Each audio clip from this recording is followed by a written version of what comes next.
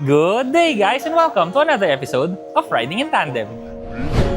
RIT, Riding in Tandem, RIT. With me, RM, at sa episode na to, samahan nyo akong subukan ang bagong-bagong GAC Aion UT. Ano, ready na ba kayo? Tara na!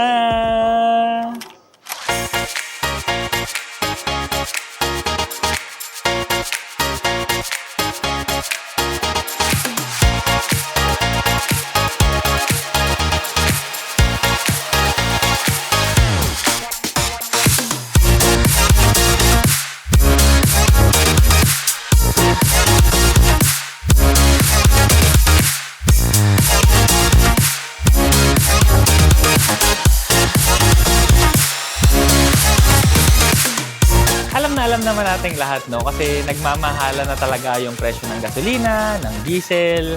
Ito na talaga yung sagot sa mga pangangailangan natin ngayon. Electric vehicles, kagaya nga nitong Aion UT.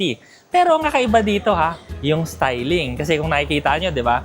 Euro yung styling niya at nagulat ako. Talaga palang sa Euro in-style to. As in, sa Milan, Italy pala to dinesign. Kaya talagang ganyan yung design niya. Ang headlights niya, ang tawag nga nila, no, winky headlights. Pero ganun yan, no, parang nagwi-wink sa'yo yung headlights niya kasi medyo pasingkit siya ng konti. Tapos yung mga fog lights naman niya, meron siyang quad na LED sa ilalim.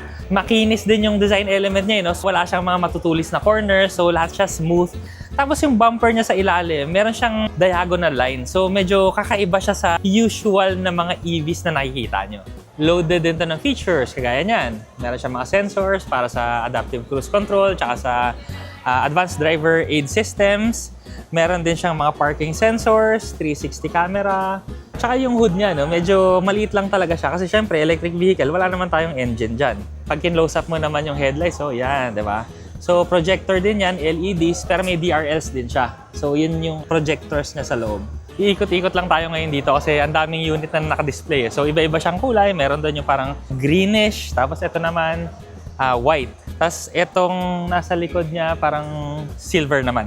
Ang design niya naman sa sides, ganun din, no? Kung paano sa unahan, swabe pa rin siya. Yung top of the line nga lang niya, meron siyang white sa ibabaw. So, kagaya niyan. White yung ibabaw, tapos yung green yung ilalim. So sa sides niya, mapapansin mo, kakapiting lang talaga yung hood niya at saka yung space niya sa likod. Sa space nga, ang tawag nga nila dito, no, yung man maximum, machine minimum.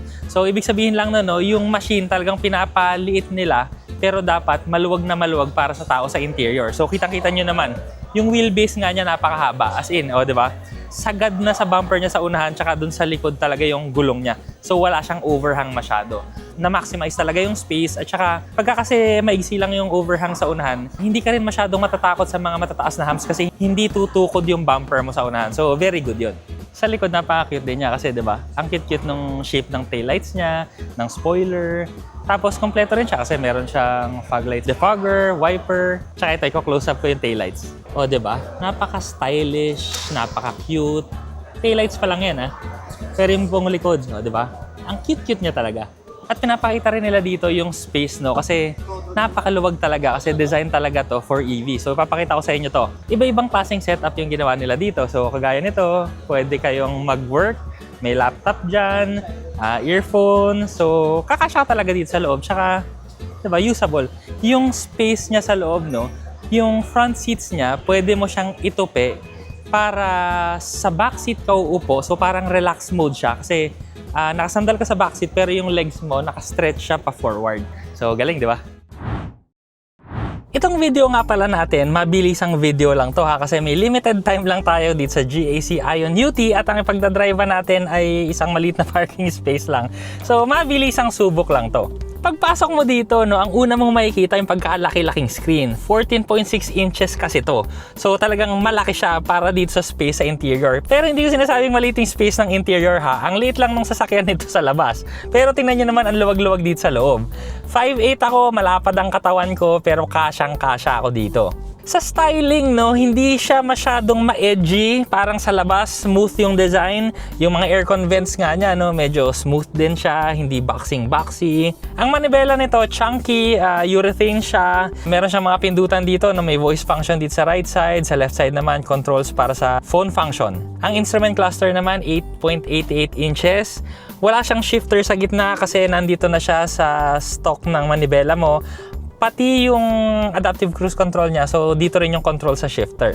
Natutuwa rin ako dito, no, kasi usually, di ba, sa mga kotse may glove compartment. Ito kasi may glove compartment na regular, pero sa gitna kasi niya, no, sa ilalim ng aircon vents, meron siyang parang cabinet na pag binuksan mo, compartment din siya. Pero hindi lang kasing laki ng glove compartment, pero pwede mo siyang lagyan ng phone, pwede mo siyang lagyan ng kung ano-ano dyan. Plus, dahil nga wala naman tong transmission tunnel, dahil nga electric vehicle, no, sagad sa ilalim, meron pang lalagyanan dito. So, kunwari, pumasok ka dito, may dala kang bag, pwede mo nang ilagay dito, or sa upuan, pwede rin naman, or mga tablet mo, mga gadgets mo, pwede doon sa ilalim kasi nandun din naman yung Type A tsaka Type C na charging. Meron din dong 12 volts na power supply. Sa bandang ibabaw naman, no, meron siyang lalagyan dito para sa phone mo, tapos may dalawang cup holders.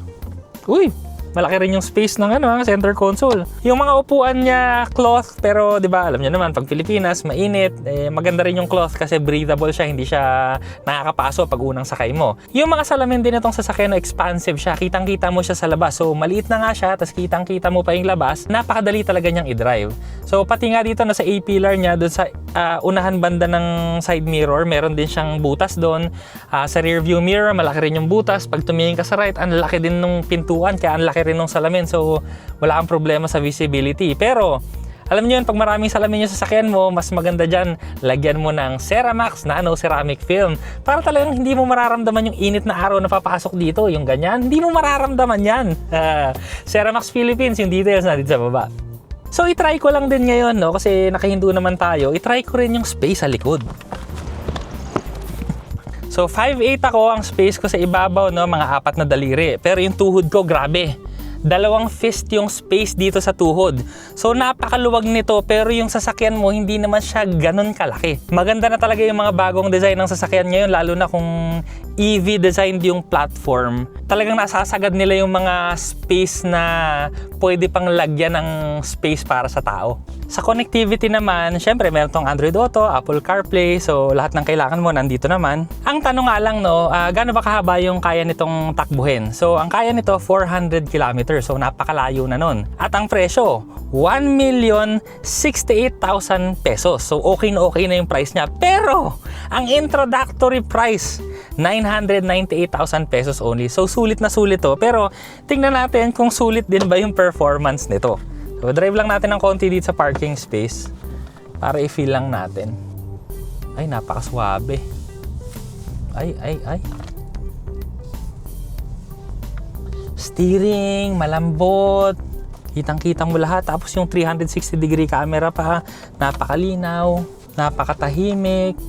Yung kalsada nga dito, hindi nga siya makinis na makinis kasi may mga butas.